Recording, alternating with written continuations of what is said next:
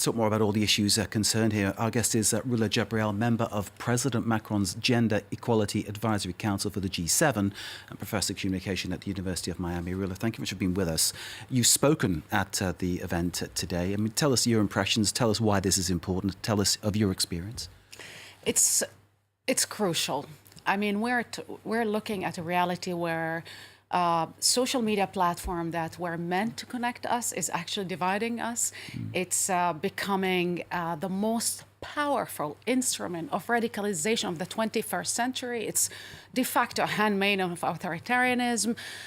People are dying because of inaction of these companies and unwilling to reform. Not only that, some of these companies that were sitting today, and it was so disappointing, as much as was thrilled to see ministers of the G7 really taking on the issue of hate speech, of cyberbullying, of cyber attacks, of revenge porn. They were really proactive and they're willing to reform.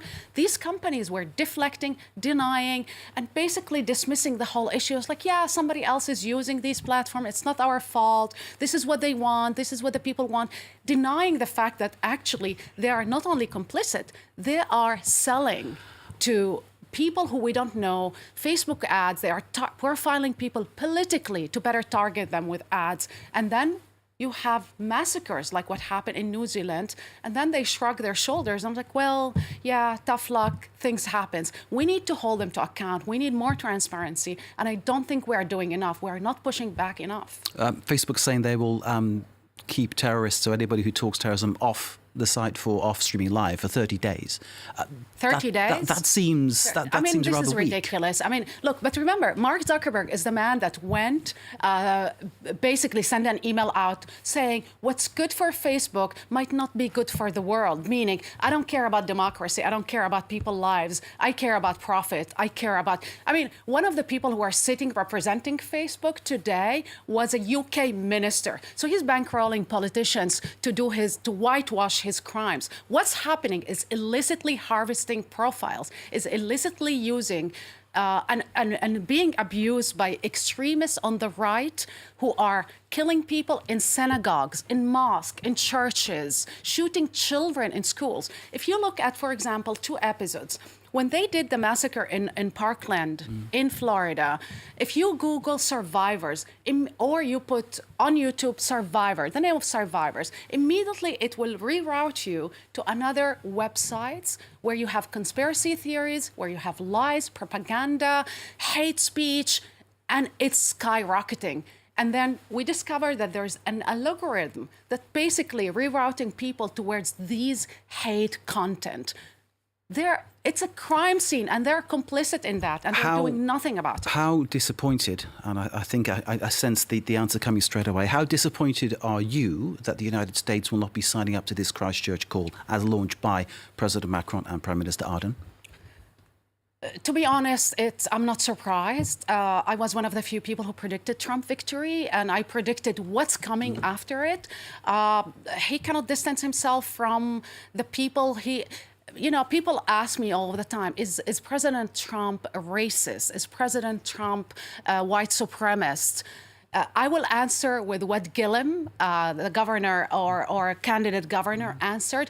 I don't know if he is, but I know that racists think he is a racist. I know the white supremacists think that he's a white supremacist. And I know that neo-Nazi, who he defended hours after they murdered a woman in Charlottesville, Heather Heyer, I think they think he is one of them. He talked about good people being on both sides, didn't he? And obviously, very fine people on both sides after they murder an American citizen, after they massacred people in churches, in mosques.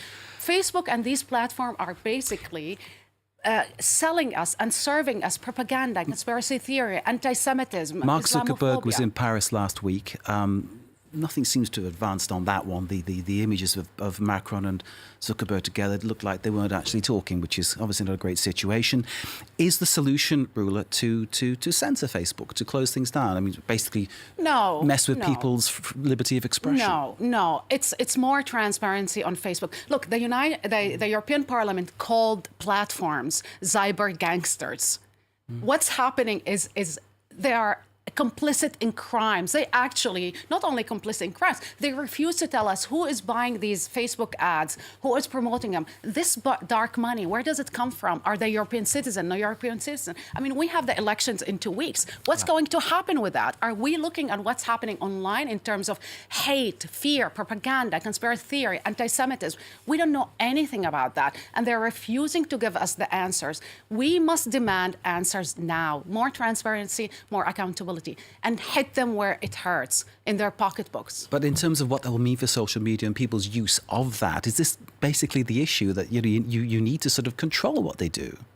Look, if you have people threatening you can't just and let I people say receive what they death want. threats. I receive death threats basically every time on television because some people don't like what I say, whatever. But we notice something that's very clear. Some people are targeted intentionally. For example, you have George Soros. We discovered that Facebook itself hired a company to directly and indirectly target him with anti-Semitic content. People are dying because of these actions and because of this kind of behaviors. It's time to stop this, and it's time to demand from these companies. I think it's time to overregulate them. Nobody wants to censor, but we want to save people's lives. We have a responsibility to protect our citizens. We have a responsibility to save children who are being bullied, who are being attacked, killed. Death by suicide is skyrocketing because people are abused. Hearing that completely. And in terms of live streaming, would you stop it quickly? Yes or no? Live streaming, stop it? Yes or no? Because you wouldn't give anybody stop that, a license but just to for broadcast example, live. Facebook and all of these companies have to create softwares in order to detect in timely fashion if there's a horrific content online, murder, blood, killing, massacres. You have to detect it exactly like they create software to galvanize people to watch the most horrific content. Why don't we create software to basically prevent, halt, slow down? And that is definitely food for thought. Rula, thank you very much indeed. Thank you for Rula having Jebreal, who is working on behalf of President Macron alongside the G7 on this issue. Thank you for sharing your thoughts and your analysis. We appreciate your time. Thank you for having me. Thank you for joining us.